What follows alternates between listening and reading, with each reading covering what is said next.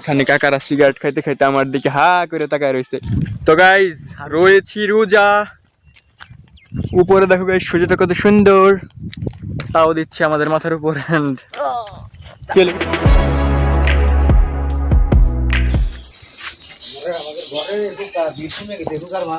কি ভিড় তো বাড়ার কথা।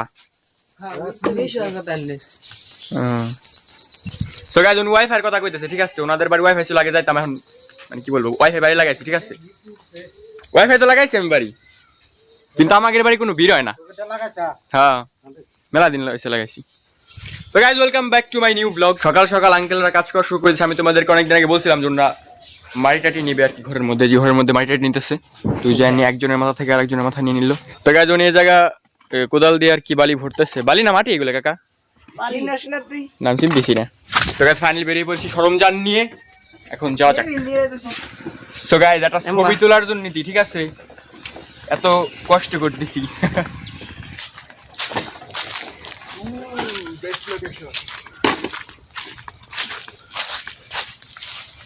হ্যাঁ সব উঠবে না, ভালো ভালো। তো গাইস ছবিটি তুলবো হচ্ছে এই জন্য, বিকজ আমি যখন আমার ইউটিউব চ্যানেল লোগোটি ক্রিয়েট করছিলাম, ওই লোগোটির রেজুলেশন অনেকটা খারাপ, যার কারণে ছবিটি ঘোলা ঘোলা লাগে।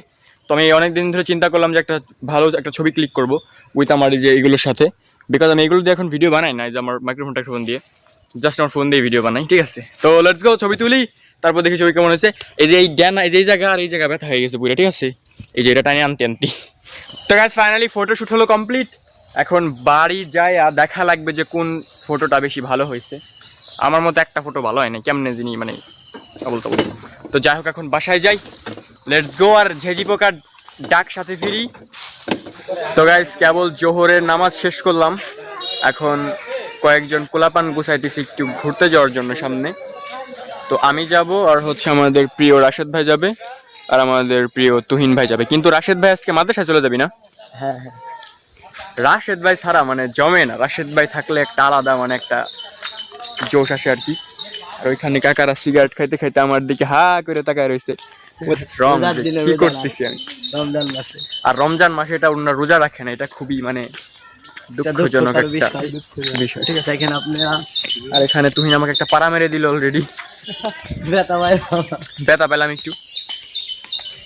হ্যাঁ হ্যাঁ তাহাই রয়েছে উনি আমাদেরকে, আমরা অনেক কষ্ট। তো যাই হোক আমরা একটু সামনে হালকা পাতলা ঘুরে আসি। হ্যাঁ আমরা তিনজনই যাবো বেসিক্যালি। এই যা ঘর উঠাবে না, উঠাবে। ও এটা বেরিয়ে যেতেছে না, এখানে তো জুলা, তো পানি যাওয়ার জন্য একটা পথ বানাচ্ছে।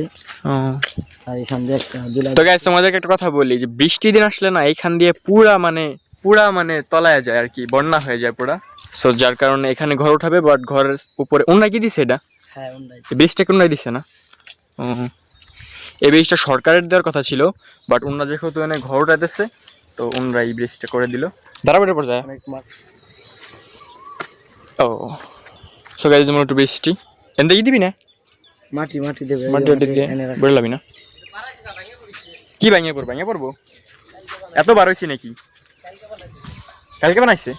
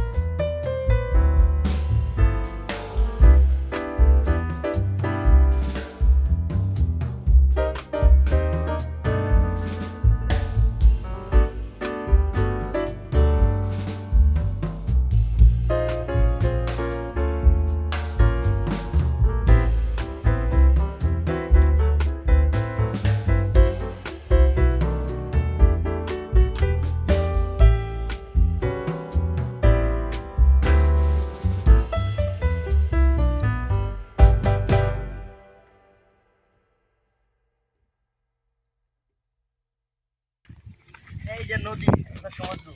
কো সো গাইস একটা সমুদ্র দেখো। এগুলো দিয়ে বেসিক্যালি পানি দিচ্ছে মানে ধান খেতে আর কি। আমি এগুলোকে সমুদ্র বইলে চালাই দিতেছি তোমাদের কাছে। তো গাইস একটা ছাগল গোসল করে উঠলো কেবল। এই যে হ্যালো, গোসল করে কেমন লাগলো? এই অনেক ভালো। এই কথা বলি। সো গাইস গ্রামের ভিতরে সুন্দর কি ব্যবস্থা। সো গাইস পানি যাইতেছে আর কি, জোস কাজা বাজা মাছ আছে মিলি। কি জানি এন্ডে ট্রেনে যাইতেছে। এই যে নিচ দিয়ে ব্রিজ। আমাদের গন্তব্য স্থানটা আমরা চলে আসছি। এটা হচ্ছে আমাদের পদ্মা সেতু, সে পদ্মা সেতু। অ্যান্ড যদিও আমি আর আজিম এখানে সব সময় আসি, আমি ভাবতেছিলাম কি যে ওরা অন্য কোনো ব্রিজের কথা বলতেছে, বাট ওরা সেম ব্রিজে অন্য জায়গা দিয়ে ঘুরে আসছে, ঠিক আছে।